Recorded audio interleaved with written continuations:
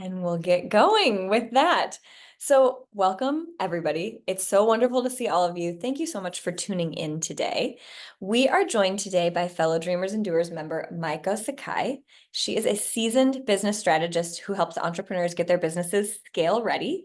We're going to learn how implementing quizzes into your business's marketing strategy is a psychology-driven approach that will set you apart from the crowd, and best practices for integrating those quizzes. So many lead magnets go unused after being downloaded, but by implementing this gamified approach, such as a quiz, you're able to offer potential customers valuable insights and an immediate benefit. This can be a really effective strategy for creating a loyal customer base and growing your email subscriber list. Maiko, we are so excited to learn from you today. You're already seeing in the chat, we're excited to learn from you today. We also know how valuable your time is, and we're just so grateful to you for investing in Dreamers and Doers in this way. With that, I will very excitedly hand it over to you. Well, thank you so much and welcome everyone. My first question that I wanted to ask is whether you already have a quiz or you're thinking about creating one, just so that I get to understand where you guys are at. If you can comment in the chat, that would be great while I pull up my slides. Let's see. Hopefully I do this right. And voila, here we go.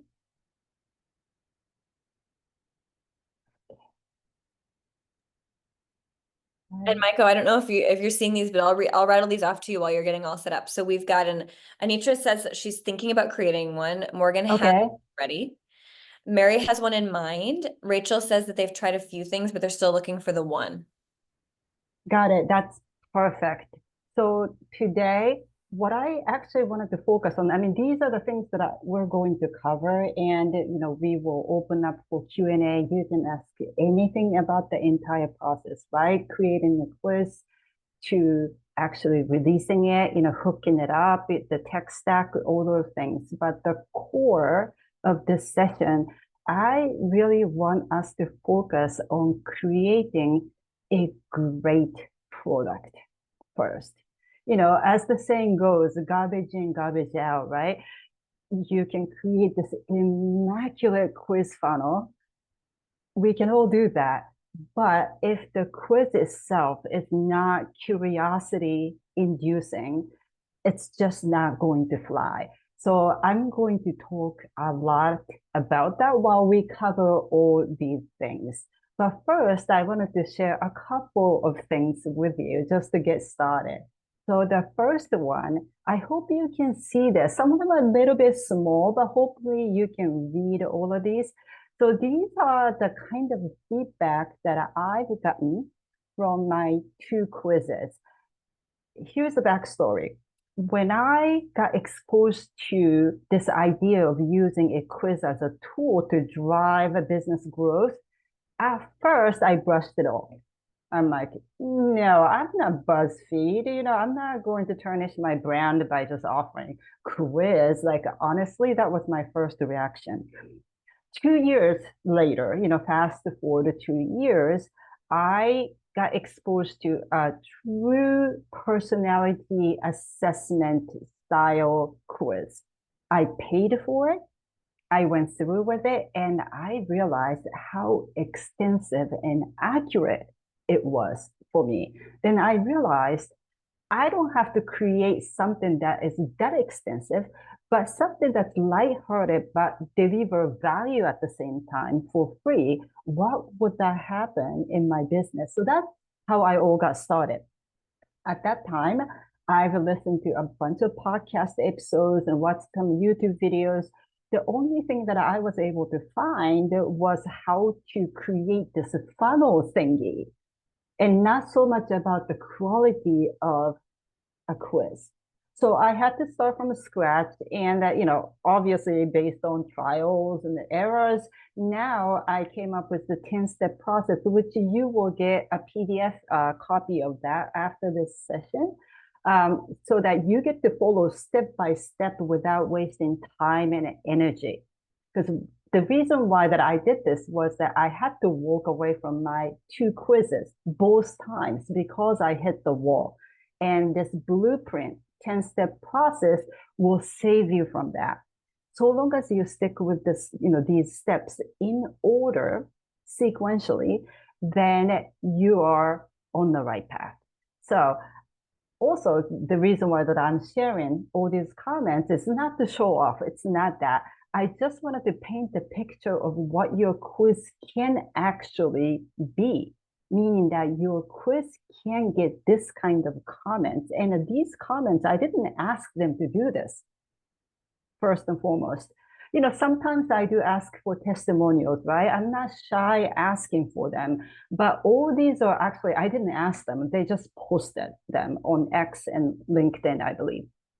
And the ultimate goal of your quiz as a product, as a tool, as a device is to get the kind of feedback that says, you know me way better than I know myself. That is the ultimate goal. So there are some, the steps to get there, and sometimes it's not easy, but I am hoping to break it all down for you today. And here is the next visual that I wanted to share. And some of you may feel like this looks familiar. This is from my MailChimp, and this is the worst stats ever. So this was taken, I think it was between June and July this year. And this was the stats, like the worst stats I've gotten, meaning that I don't currently run ads. I don't hardcore promote it. It just runs in the background. I have never found anything other than running my quiz, making it available to do this, meaning that I don't know where these people are coming from. I know they're Googling it based on keywords and they pick it up. But for me to meet all these 147 people, in some cases, other quizzes do a heck of a lot more, right? 10,000 people per month. You can certainly do that by running ads and doing all sorts of marketing and promotion. But I just wanted to show you as an example, when you don't do anything, it does this. And another thing that I wanted to point out from this shot is that 0 non-subscribers. I've been sending emails. They're getting emails. They can easily unsub, from my list, but they haven't. Then lastly, as you can see, 1% at the bottom from Squarespace, right? That's from my blog and my regular website. Imagine if that was the only source for me to collect the emails to build my own email list. It's going to be like a single digit people number, meaning like 3 people per year, 8 people per year. That wouldn't just be great, right? I understand that the quality of relevant people coming into your world is absolutely paramount. However, nowadays, this is the kind of a quote that I say over and over is this: quality comes with quantity. Unfortunately, it's inevitable. So if you wanted to build your email list on autopilot and nurture them over time, quiz is the best tool there is. So I hope you really like this visual presentation. And now I'm going to move on to some benefits of having an assessment style quiz in your business to drive business growth. There are 2 sections. So the first, I'm going to point out the benefits of that. Then I will explain why that is. So number 1 benefit, again, it is about building your email list filled with relevant people or businesses or organizations without you manually doing it. So that's the beauty of that. That's number 1. Number 2, you can certainly boost your authority through your quiz because you're going to incorporate your own IP, intellectual property, right? Whether it's your framework or methodology or systems that you use in your business, you can transform those things into a quiz format. That is, in a nutshell, an assessment style quiz. So on the side note, there are like 12 different types of quizzes out there, including choose your own adventure quiz, right? IQ quiz, trivia quiz, right? And more like a testing style quiz. Also, another one can be product recommendation quiz. That is spectacular for e-commerce people or brands, of course. But in this particular session, I'm catering to more of an expertise-driven entrepreneurs or business owners who can use their intellectual property to create a quiz. So authority booster, that's the second thing. And the third thing is, I know that some of you are actively working on your visibility and PR, activities to get the word out there that your business exists, right? The easiest thing to point out is a quiz. As a matter of fact, you may have an experience like this one. Say you get on a podcast episode, and at the end of the interview, the host asks you, so how can we find you? The easiest thing, instead of saying that, oh, you can download this checklist or printable template, or you can find me over X or LinkedIn, you get to say, take this quiz. And a lot of times they actually do take that action on their phone. So that is a super beneficial, that the fact that they take action, right? And why the assessment style quiz? Well, there are many things that it can do. Again, boosting your authority, that you know that stuff. They are going to be wowed by the value that they will receive. That's a good reason. Yeah. And also, you get to weed out potentially unfit prospects. You can do that. I can dive into a little bit more about this in a couple of different slides. But these are the things that, sort of convinced me to actually tackle this project of creating a quiz. And I want to talk to you about whether or not this is for your business. And again, as I said, I cater to specifically, expertise-driven entrepreneurs are trying to get more exposure, right? So of course, the most important thing is that you have a rough idea of your framework that you use all the time in your business, or methodology or systems. If you don't have one, actually, it's not a problem. I've helped a couple of entrepreneurs to sort of bounce ideas to form one. So I can help you with that, like brainstorming and trying to come up with like a 5-step process, or the framework that can be named in a such way that it's really attractive. And let's just say you're in the business of kind of like your business is on the dry side, and that's not really negative. It is what it is. Like, for example, say you're an insurance broker or a mortgage broker. Actually, it's not the end of the world, meaning there's a lot more opportunities there for you to create a quiz, because the subject matter can be viewed somewhat dry. You're going to flip the script by creating a quiz, in a sense. So what you have to really focus on is how you can make your quiz to be more of a emotional IQ driven or psychology driven, so that they don't even know that they have been assessed throughout this quiz. They're just having fun, aka gamification, right? Just so that they will finish from start to the end. They don't bounce. That's really important, because you're in the business of collecting email addresses in exchange of providing very insightful assessment. So you want them to finish your quiz. And I'm going to talk a lot more about the things that can actually ruin your quiz a little bit later. But you wanted to avoid those things so that they will stick with your quiz throughout. Okay, so now I'm just kind of wondering if you guys have any questions so far.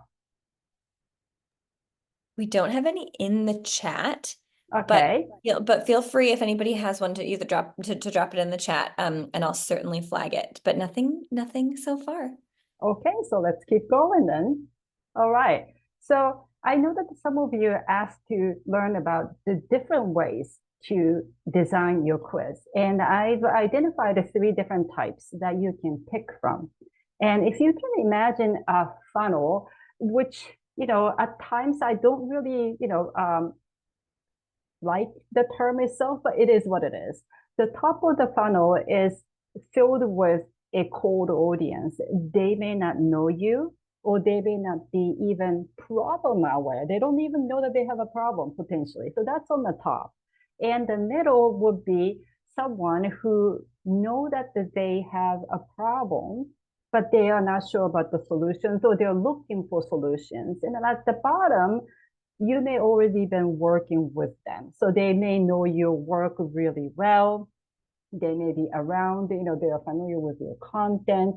So it goes like this. And from the top, as you can see, it says lead magnet, right? That caters to the top of the funnel.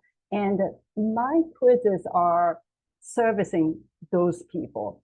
I wanted to widen my reach, and I wanted to, them to be exposed to my work. So I personally picked my quizzes to serve as a lead magnet. So that's one way to go about it. But another one, this is my favorite to work with for my clients, is for them to replace their intake form and put it in a quiz format, just so that it's fun to do and you get to learn about them, and also to find out whether or not that they are fit client for you. So you can replace your intake form into a quiz and just make it to be, available everywhere, just so that you don't have to do the job of trying to filter them through or weed some of them out. So that's the second one. The third one is more of a nitty-gritty one, where you might already be working with those clients, but then you wanted to know how much of a progress that they are making. But instead of making it to be a test or an exam, again, turning into a quiz format, and come up with sort of elaborative questions, so that those questions are not too obvious for them to answer. So you get the true sense of where they are at. So these are the three different types of quizzes that you can explore within this assessment style quiz group, if you will. So you can use it as a lead magnet, intake form, and the progress assessment, however you wanted to do. But the one thing that I will say about these three types is that as further away you go within the funnel, meaning that if you wanted to tackle the top of the funnel, then you really wanted to double down on the gamification aspect, because they may not know you, they may not know your work. Their, their curiosity is only about knowing more about themselves or learning about themselves. So you really wanted to gamify this quiz if you're going to put it on top of the funnel. As you go along, the further down, then if you really wanted to be like more granular in assessment style without any fluff or gamification, you can do this. But I always encourage everyone to take advantage of gamification, so that they will finish it, they will enjoy it, they will love the experience, so that they would open up to talk more about themselves. And, you don't really have to be a brand strategist or mental health coach or personal finance. You can translate this format into your business easily. But if you have any specific question about how is this going to work for my business, please let me know. Like, I wanted to answer as many questions as possible. All right. So now we're getting into this top five reasons. There are many reasons, but top 5 reasons most quizzes fall flat and leave people wanting more. You don't really want to find your quiz in that place only because they're not going to come back, right? So the first thing that I would point out is the fact is that, again, there's no gamification. It's just super, super dry that it's almost taking an exam. So that's number one. And number two is that your quiz may house too many leading or obvious questions where they can kind of guess what their archetype or what their results are going to be. In that case, some of them may bounce off to say, oh, I know about this. This is not the reason why I wanted to take this quiz. Like, I already know I suck at my personal finance. That's not a really great outcome, right? So you wanted to avoid having too many leading or obvious questions. So that's number two. Number three, instead of going for an assessment style quiz that actually motivates people to learn more about themselves or learn about solutions that are available out there, you design it in the way that it would rank them. It's almost like an IQ test, right? The problem with that is that whoever gets the bottom archetype won't be happy about it. So instead, what you wanted to do is to find an angle that makes everybody proud of their own archetype. They can wear on their t-shirt, after I released my quizzes, what happened was, which I didn't expect, was that they actually actively talked over social media to say, I'm AT or I am CP, and they are proud of it. And that's really important because so that we can help them to solve their challenges. So that's really important.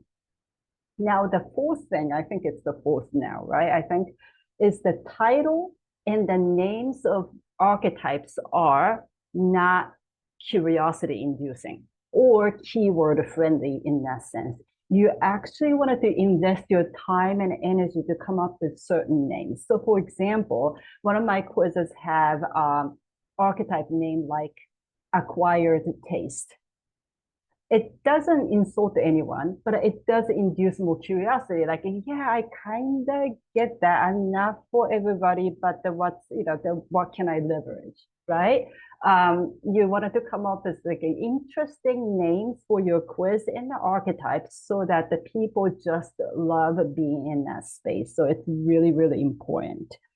Now, the last thing is the results section. So I know it's hard enough to create a quiz, right? With the list of questions and then some graphics to go with it and, the answers that would point to different type of archetypes. But the most important part actually is the results page, meaning that you can, once they're done taking the quiz, they'll find out who they are, their archetype, and they get to read about it more. But that a lot of quizzes kind of fall short on providing that value.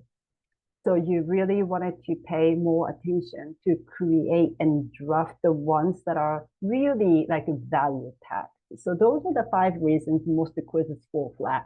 And I do actively take quizzes to sort of like uh, make sure that I'm relevant and I'm current with this topic from time to time. And even like a big name brands or big name influencers, sometimes their quizzes fall flat or short. So it's a universal problem and it's not easy to tackle in some cases, but most of them are solvable. And it's good to know what not to do. So I just wanted to cover that part. How am I doing so far? Any questions? Good?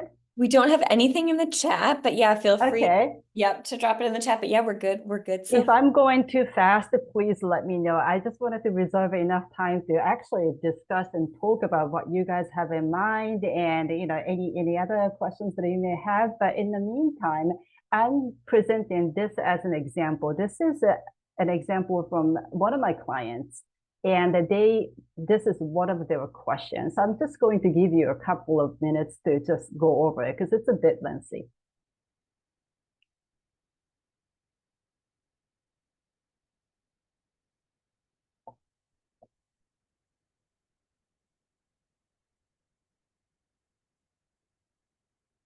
I'm curious to know which one you would pick.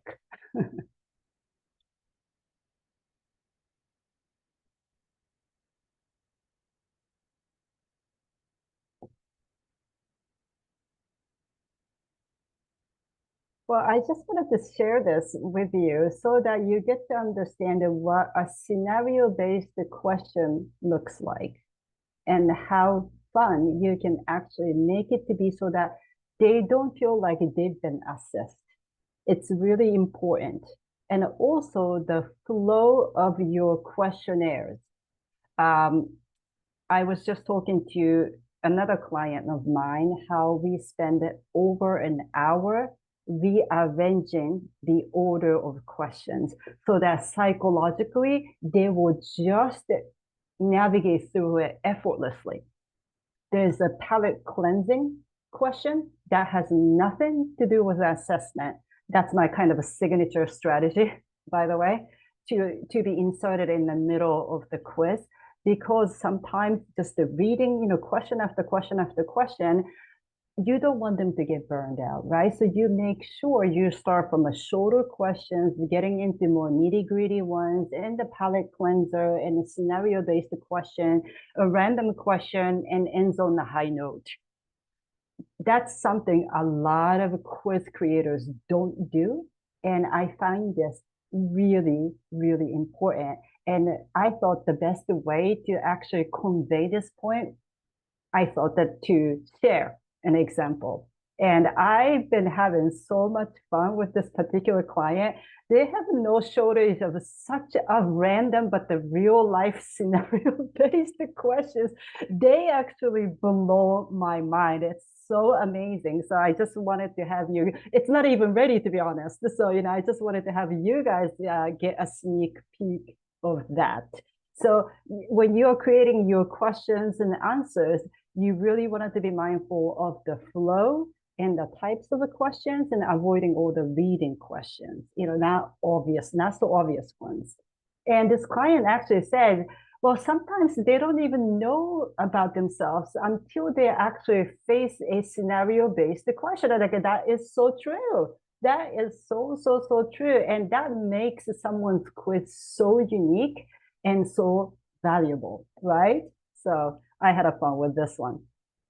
Now, just to pile on, what makes a quiz to be buzzworthy or conversion ready, so to speak? When I say buzzworthy, I don't mean it to, to go viral per se. My quizzes are not viral products, but they hit the right people. To me, that's more important than making it go viral. But you also want your quiz to do the job, right? Building trust and convert as quickly as possible. And a good quiz can certainly do that. So I know that throughout the session so far that I talked a lot about gamification, they're doing it on their phones. So you want to make sure that you capture their attention and they will do it right there and then. So that is an important factor that this is the reason why you want to make sure that your title is on point. Your description about the quiz is curiosity inducing. All of those things actually do matter. And also the length of the quiz, right? Unless you're doing that whole progress assessment quiz, that can take half an hour, 45 minutes, knock yourself out. Because you're catering to the bottom of the funnel, you can go free with that. However, if you're trying to create a lead magnet or intake form, you wanted to make sure that they can be finished within, I would say, a few minutes. So that means like you need to be really careful about how many different archetypes you're going to come up with. The sweet spot that I've seen is anywhere from 4 to 7 different archetypes. If you go beyond the 12 or 18, you realize that you're going to have to draft all the results individually. You may have to come up with 18 different email sequences to be followed. All those things can pile up. Not to say that if you can't really reduce it, no problem. But I really want you to think hard about how to come up with a really tight set of outcomes and archetypes. If you think that like a couple of them are kind of overlapping each other, you may really want to reconsider. just so that it will be easier on you. And also it's going to be easier on them. They don't get really confused about it. I would say 8 archetypes is okay, but anywhere from 4 to 8, that would be the sweet spot. And also just pay attention to the flow of it during the quiz. While they're taking the quiz, they can easily navigate through it. So you don't want it to overload every single question with the graphics and GIF and all those things. You actually wanted to use them as an accent, just so that every page they go through, they're seeing something fresh and they can keep going. And some of the quiz platforms will offer you the progress bar at the bottom. I recommend you opt for that just so that they know where they are at and how long it's going to take. That also helps them to finish the quiz. So these are some of the example of what kind of stuff that you need to pay attention to and what would make it a successful one. Now, I didn't really come up with the promotion and marketing side of things, and I think I wanted to share that during our Q&A or any time left, just to elaborate on it. Again, my main focus today was for you to have such a great product that you can't stop talking about it. And it's so funny that some of my clients' quizzes are so good that I can't stop talking about it. And I'm bothering everybody like, you need to take that one. You need to know about this one. That's how you create this, the buzz, the excitement, and the fun into your business. So what you're looking at right now is one of the 10-step process. This is the part that you will get a copy in PDF. I wasn't going to go over this one by one. It'll take some time for it, but I just want you to get familiar with the steps. This may sound like a reverse engineering, and if you felt that way, it actually is. You don't want it to start from where you would normally start from, like coming up with the title or coming up with the questions. I don't recommend it because that's what I did and ended up walking away twice. Okay, so this is the first 5 steps. The next 5 steps, the one part that I do wanted to talk about a little bit, and you can review this, on leisure, on demand basis after the session, but I inserted as the 6th step to start promoting your quiz, even as a teaser post or whatever it is, start early.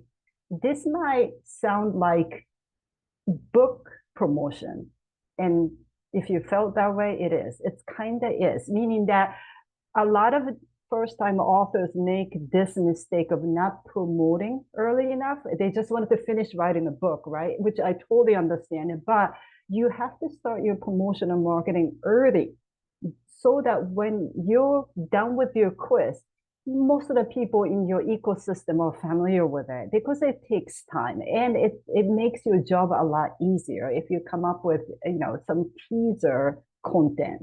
You don't have to share your quiz itself early on, but you can talk about what you are working on. Maybe it could be behind the scenes or maybe screenshot. Some of them you wanted to start talking about it, or like you will mention that in your newsletter, if you publish your email newsletter. This is really important as the 6th step, and I wouldn't really push it down any further than that. So that's one thing that I wanted to really push hard on. And the rest that comes in, meaning that the rest of the steps are mostly about tech and logistics. To be honest, that part is not that hard, really. At a minimum, all you do is to choose your quiz platform and get that linked with your email CRM.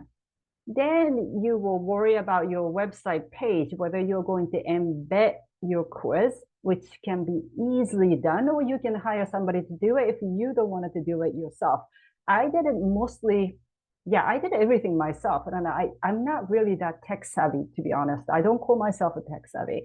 And it was done right. And it hasn't been broken since then. And it's been going on for 2-3 years by now, one of them. So it's not that hard. I think the hardest part is for you to create this great product. But I can talk more about the tech stacks if you would like. And again, I just wanted to bring this back just to kind of remind you that what your end game is with your quiz. This is your end game. You want to wow them, and you want them to actually reflect on themselves after they take your quiz so that they're so ready. They do their own buy-in to work with you. So when the time they come to you, they're like, when do we get started? And that had to happen to me. And I didn't really have to do any sales call or anything like that at all. My quiz makes it so much easier for me to talk to those prospects without me actually doing any conversions or persuasion, the stuff that I don't want to do. I don't mind the sales at all, but if I don't have to do it, it's even better, right? So I just wanted to remind you that this is your end game and this is the kind of a feedback you wanted to get, and you will get it if done right. And so it's the gifting time before we get into just the regular chit-chatting, like about, what you can do with yours and your idea. Maybe we can brainstorm a little bit, with at the time that we have left. I just wanted to give back because when I was creating my quizzes, I betaed both of my quizzes with the Dreamers and Doers community both times. And what's amazing about this community is that they give me like a real honest, but also very thoughtful, not like surface level, like very thoughtful feedback. And I got to fix a couple of things in my quiz and all of it. So I just wanted to give back to the community. And so if I get to, talk to you about your specific challenges or your specific dilemma that you might be having with your quiz, then, I would like to make myself available and, book a session for it. It can last 1 hour and we can tackle brainstorming side of things or logistical side of things or the strategy side of things. Let's just say if you're happy with the quiz that you have, I can audit that very quickly, and it could be just the minor fixes before you release it or relaunch it. And we can talk about promotion and marketing and all those fun stuff as well. Now that this is out of the way, I can get into Q&A, AMA. And we have a question in the chat for you. Also, we have a lot of excitement for you sharing that super generous offer. So thank you. Deirdre and Rachel both said that they would love to take you up on that. And then Anitra and Mary were actually both wondering if you have a preferred quiz platform. Yes, I actually do. And full disclaimer, I am an affiliate of this quiz platform. I use Interact. And the reason is that they've been around for 10 years. So the kind of data they have is pretty massive. With that data, they come up with many different templates. So, if you just wanted to get started, to get the feel of it, you get to pick a template to get started and customize fully to your liking. You can do that. And of course, they came out with their AI feature, which I haven't tried it yet. I have my sort of thought about the use of AI for solely like a quiz creation only. I highly encourage you to use AI, but make sure that your prompts are on point so that you will get valuable insight back from, ChatGPT or Claude, which like whatever you use. But anyway, so Interact is so easy to use. You don't need to be a tech savvy, and the customer service is really excellent. However, there are plenty of other platforms. One of my clients actually used the one that's very similar to Interact. I forgot the name of it. And I told her, don't switch it. Don't worry about it. If you feel comfortable with this, it was a seamless process. I took her quiz. It was all okay. So just stick with it. So my number one pick would be Interact, but there are a bunch of other ones. The ones that I don't recommend are more like survey-ish platforms. So like a SurveyMonkey, or you can technically create your quiz using Google Forms, right? But I don't recommend it for one reason. It's the UX. Like I really want everybody to feel like it's a fun thing, it's an experience, they can get it done on the phone type of thing. So that's the only thing that I would say about it, that I would have picked the one that is specifically designed to deliver a quiz.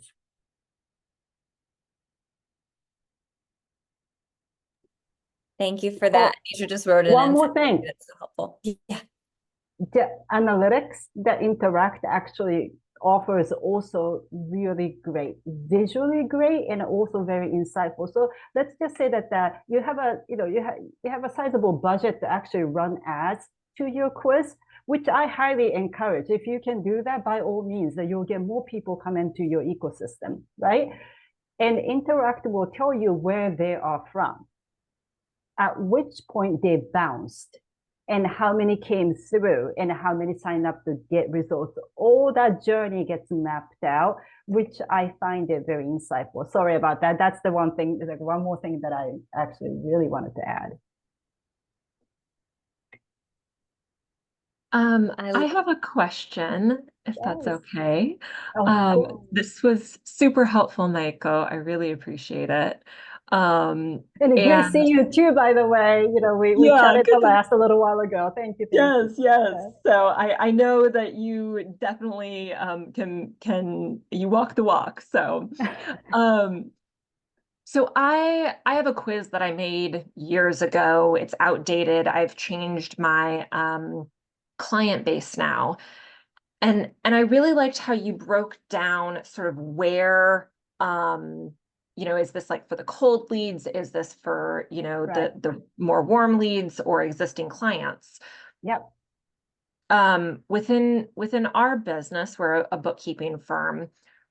Most of our ideal clients already work with a bookkeeper or bookkeeping firm and like are switching because of a problem.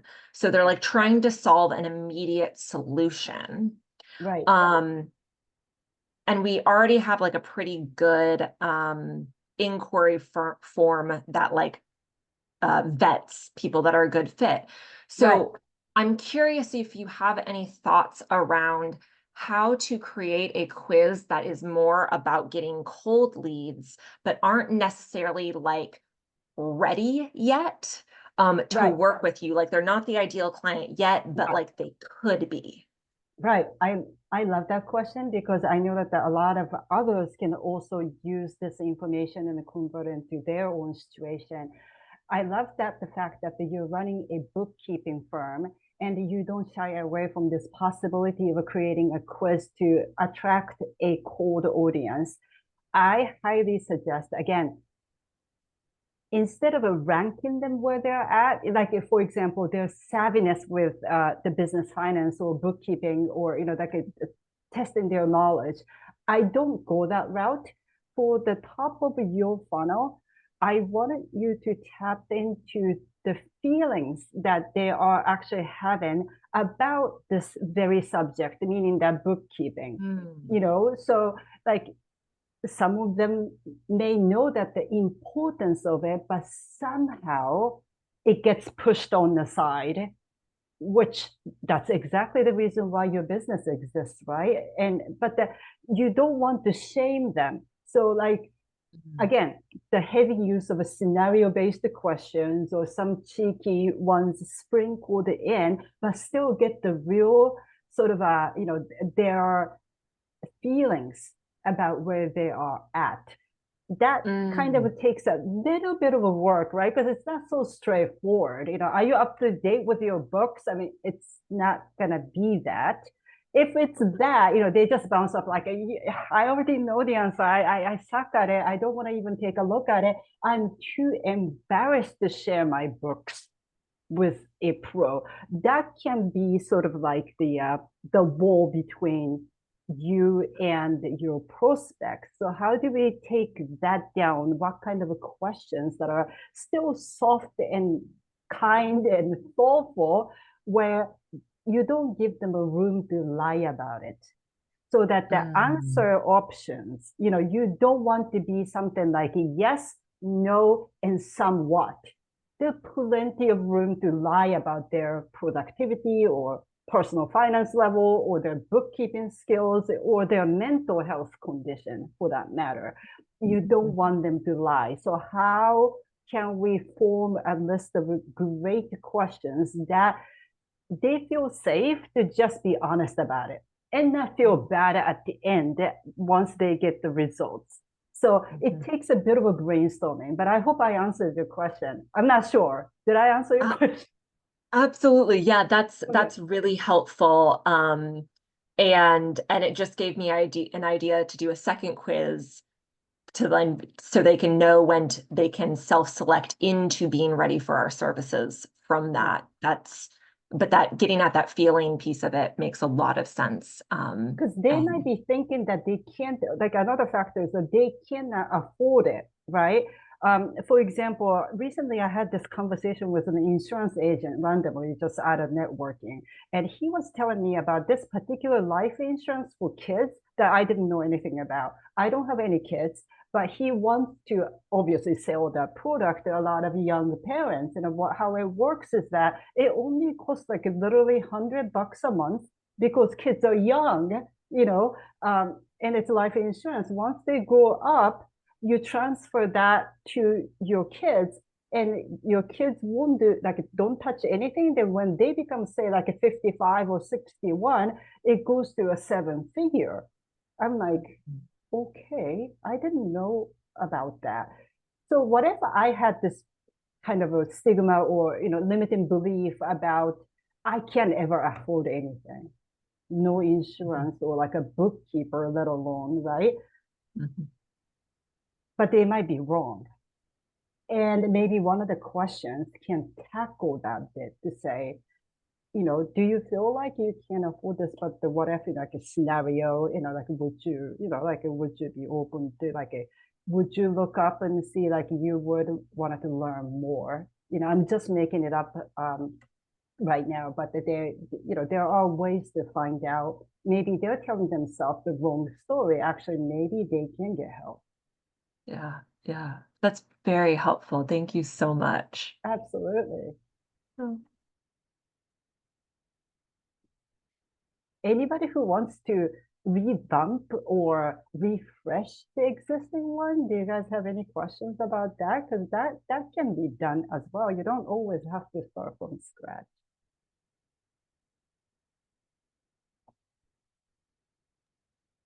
I think for me, I have too many questions because I have too many topics in my head that we could do this with and in different types of scenarios. So that's why I wanted to take advantage of your offer because I wanted to sort of map out what I sort of know and assume about the upper part of the funnel's mindset.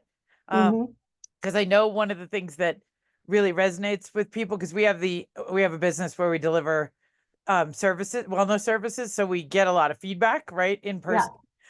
So I know what works, but I don't exactly know how to turn that one into a quiz. But then I have a bunch of other things that I would love to highlight in our content and things. So I think I'm in a multi quiz zone. So I'll ask you about them when I talk to you.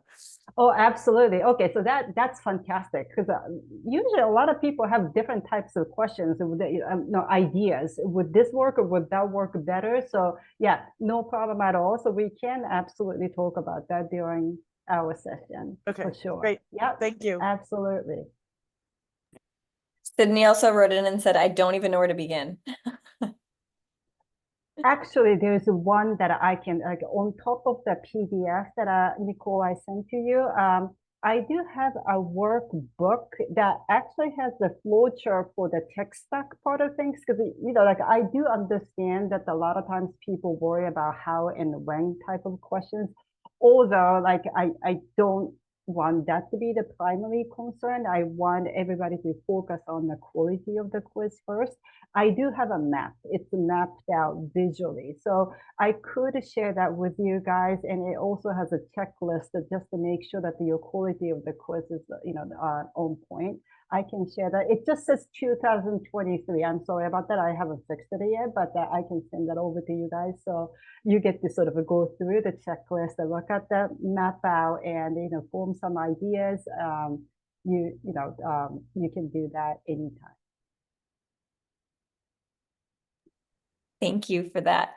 That sounds wonderful. Yes.